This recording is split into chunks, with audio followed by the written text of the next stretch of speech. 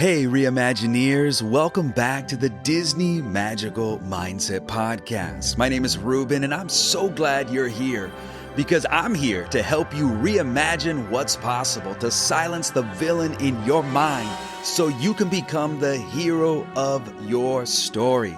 If you love Disney, if you love walking and being in a Disney park, I want you to believe today that the feeling you get of that magic that you experience is something that you can enjoy every single day of your life. And I have a very important question for you today. You ready for it? Here is the question. How much of your life is being controlled by what other people think about you? I'm not even talking about what they've said.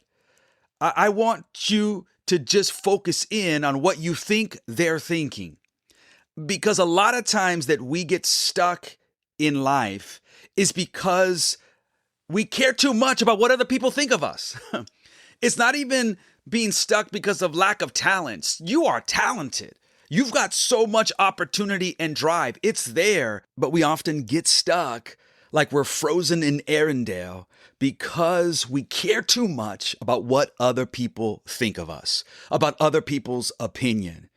And the most freeing thing you can embrace today over your life that's going to give you the ability to go after your dreams, your goals, your ambitions, and to just experience your happiest place on earth is this powerful truth that I learned from Mel Robbins, that Let Them theory. This last year, I came across the book and this way of thinking, and it was a game changer. It just changed my life. And so sometimes I feel like we just have to revisit these things because we often forget. And here's the truth. You can't control what people think about you. You can't. You cannot control people's opinions about you. The only thing you can control is how much power you're willing to give it, because that power is yours. And every time you stop, every time you freeze, every time you step back, every time you give up because of what someone thinks about you, you're giving your power away to something that was meant for you to use, right? To go after the things that you desire, to make the world a better place, to inspire and encourage other people with your gifts and your talents, right? Because you can't control what people think about you, but you can control how much power you give it. And today, we're going to take that power back. So, are you ready? Because here we go. Now, here's the reality. It is physically, neurologically impossible for you to control what someone else thinks about you. Can we just embrace that off the bat? This is important to remember and understand, because you can say the right thing. You could do the right things. You could show up perfectly, and someone will still have something negative to say. It's just human nature. Why tell them that it's human nature? I saw the Michael Jackson biopic, which I loved. And guess what? There were so many people who had something negative to say, because people will always have something to say about something. It doesn't matter how great something is. People will always have an opinion. It's always going to be the case. So let me ask you, why are you giving your power to something you have zero control over? Because the moment you do that, you stop living your life and you start performing for other people's approval, who aren't going to be happy with it anyway, who are always going to have something to say anyway. And I'm like, no, man, we can't be living that life. We can't be doing those things. That's not how you build and create your happiest place on earth, by trying to make everyone else happy. And in the meantime, you lose out because you know in the process of trying to do that, it's impossible to do anyway. So, my friends, we've got this one gift of life, and I'm like, let's live this life to the fullest with everything that we've got, not trying to win the approval of other people or care about other people's thoughts and opinions about me. Nah, man, that's when you freeze. That's when you hesitate. That's when you talk yourself out of the very things you want to do, not because you can't, but because of what someone else might think. And when you take a step back and you start to process it, you're like, why am I even wasting time with this? It's not even worth it. Ooh. And this is where I think about my hero, Walt Disney. He said this: I am a patient listener, but opinionated to the point of stubbornness when my mind is made up. Think about it. He listened. He wasn't closed off, but when he knew what he wanted, he was stubborn. That's what I'm talking about. And you have to believe when it came to building Disneyland, there were a lot of opinions. Everyone had an opinion on everything. And most of the opinions that I've read about, and as I've learned this Disneyland story, were negative opinions. Opinions of it not happening, opinions of wasting your time, opinions of actually thinking, Walt, that you can do this. Are you crazy? Kind of opinions. People who didn't get it, people who thought it wouldn't work, people who couldn't see what he saw. And he didn't spend his life trying to convince them. That's what I love. He wasn't wasting his time or his energy on trying to convince the people who were always going to have something negative to say anyway. He stayed committed to the vision. And that's why we're in awe and we're amazed that Disneyland was built in 1 year. You imagine the focus and the energy and all the power that it took to invest in this dream? And if he had wasted it on other people's opinions and what people thought of him and what they were saying about him, it would have never happened. You know this, and I know this, which is why we are always amazed and in awe and have this feeling that we get when we step into a Disney park, all because of one man who said to himself, if I'm going to use any energy and if I'm going to use any power of mine, it's not going to be on the people who have something bad to say and are always going to have something bad to say. Even when Disneyland was built, even on that day, on July 17, 1955, when things didn't go right, and when it seemed to be like it was a failure, what all the critics were saying, Walt still pressed into this vision because he saw it when no one else did. And he was going to be stubborn about it. And he was going to not allow what people thought of him or thought of his park to keep him off track. And this is the kind of dedication we need. This is the kind of attitude that we need to build our happiest place on earth. Go ahead and talk. Go ahead and say what you're going to say. You're not going to stop me from living my life, from finding my joy, from stepping into a Disney park, from going on the rides, from living my Disney adult life and having fun doing it. Say what you're going to say because you're going to say it anyway, even when it looks perfect. Even when it seems like there's nothing you can nitpick about it, someone will always have something to say. So you know what? Go ahead. Because I'm going to do my life. I'm going to fly to Neverland. I'm going to take flight. I'm going to have the best time of my life because all we get is this life here. So let's live it to the fullest and not worry about other people's opinions, because if we do, then you don't get to build your happiest place on earth. If we do, then it never gets built. If you keep listening to everyone else, what they're saying, you're just wasting energy on something you can't control anyway. Walt even talked about how hard it was to get people, especially bankers, to understand what he was building. He basically said, it's pretty hard for banking minds to go with it.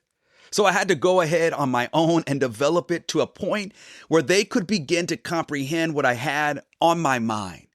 Let that sink in. He didn't shrink the vision so people would understand it. He built it anyway. He knew what they were thinking, and he wasn't going to scale back, and he wasn't going to somehow allow their opinions to minimize his dream. So stop trying to shrink your vision so other people can understand it, because some people just aren't going to get on that level. And so many people, they miss out on their vision, on their goals, on their dreams because they care too much about what people think. And in the process, they don't get to experience the life that they were destined for, like the life that they were meant to live, because they care too much about other people, about other people's opinions. So what if you flipped it? What if we flipped it?